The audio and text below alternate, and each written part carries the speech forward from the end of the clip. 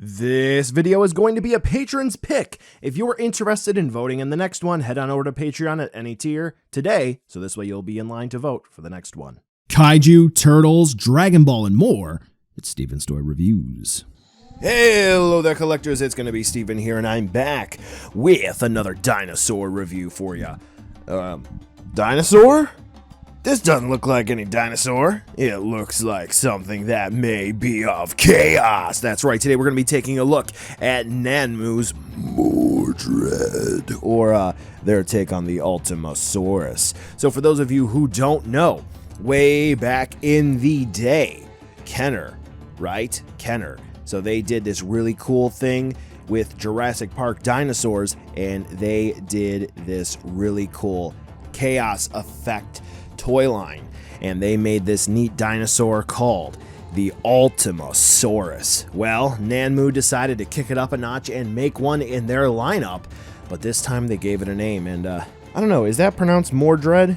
Mordred? I don't know. Mordred seems to roll off the tongue for me, so that is how I'm going to pronounce it. So today we have Mordred in two different colors, one in the more so what some may refer to as accurate red and gray and black, and the other one in a more so green, sickly color tone.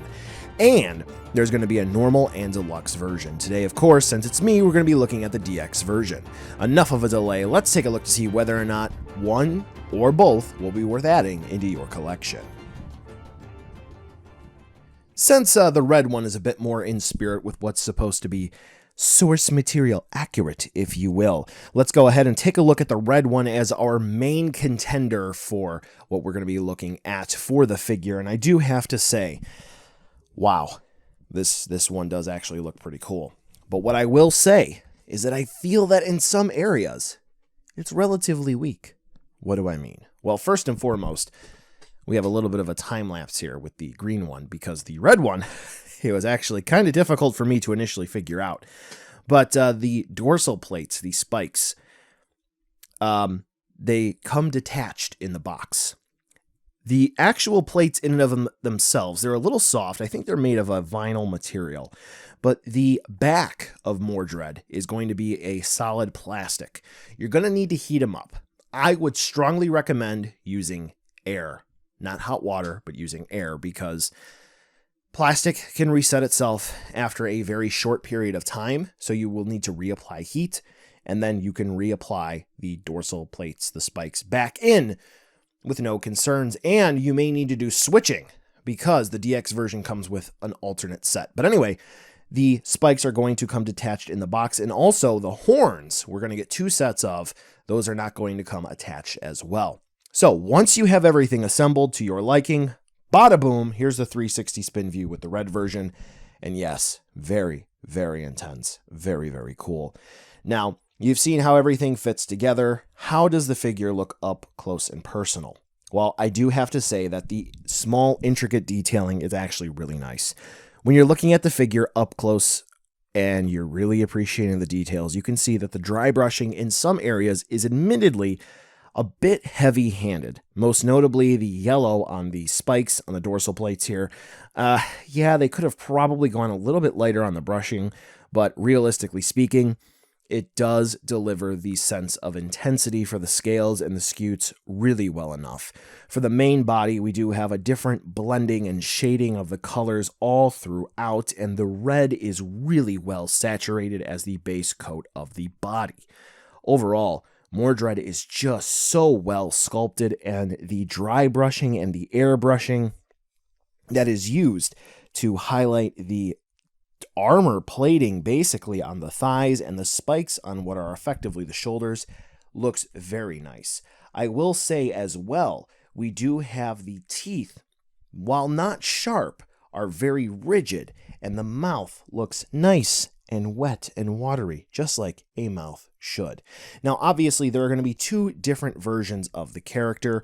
We are going to have the red one, as I've been talking about, and the somewhat sickly green version, and that one equivocally looks just as nice.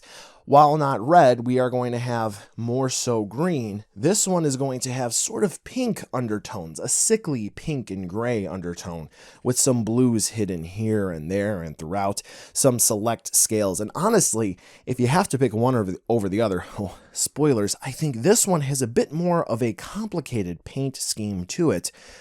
And I'm surprised they're both the same price. Overall, I'd have to say if you're going for one over the other, which one's better? Honestly, you can't go wrong with either of these. Now, I'm going to extend this section just a little bit more, talk about articulation. And this is going to extend to all of Nanmu. Just recently, they've decided to axe articulation near entirely.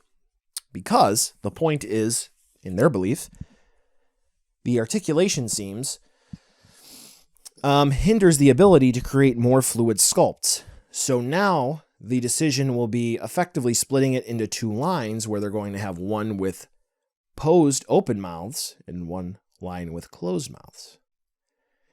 I don't quite like that, personally. I like the idea that you're going to be able to articulate the jaw, open and close it, maybe have the arms movable, what Rebor does, but nevertheless, if you like it, great. If you don't, you don't.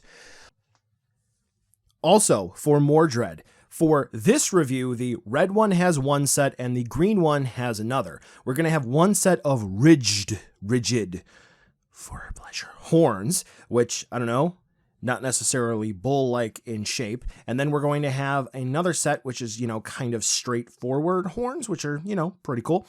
These straightforward horns, that's going to be on the box for pretty much both of them. So you get a good look at what they both look like just for different display purposes. The red Mordred comes with clear red dorsal spikes, and the green one comes with clear blue. This was a little bit confusing in the promotional information for these two, because it seemed to have indicated that these were light up built in. You could hit a switch and they'd light up. But later, following their social media posts, it was intended that you were to put lights inside of them. So here's going to be some pictures with some interesting, funky lighting techniques. Ooh, ah. Something I didn't even realize until I was getting close to wrapping up the review. You can switch them if you have them both. Something to keep in mind. Now, originally, Mordred was solicited with coming with a gigantic piece of fence, which was really cool. That was since split off into its own release. So if you would like to pick that up, it's going to be a separate $100 item. I'm going to be reviewing that. I got 2 of them. I want to buy like 5 more.